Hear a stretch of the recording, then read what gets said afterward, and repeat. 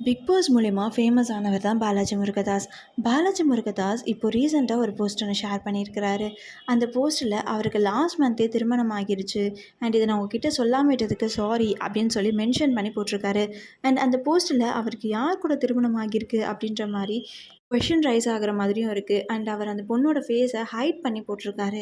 அதை பார்த்து நிறைய பேர் இல்லை இது ப்ராங்க் தான், ஏப்ரல் ஃபுல் அதுமா ப்ராங்க் பண்ணுறீங்க அப்படின்ற மாதிரியும், சிலர் அவரோட ஃப்ரெண்ட்ஸ் சிலர் அவருக்கு கங்க்ராச்சுலேஷன் சொல்கிற மாதிரியும், சிலர் ஷாக்கிங்லேயே இருக்காங்க.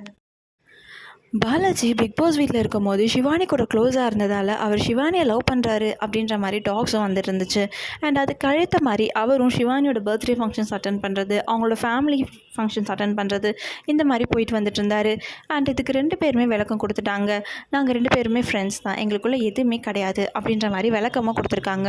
இப்போது பாலாஜியோட இந்த போஸ்ட்டும் நிறைய பேருக்கு வந்து ஷாக்காக இருக்குது.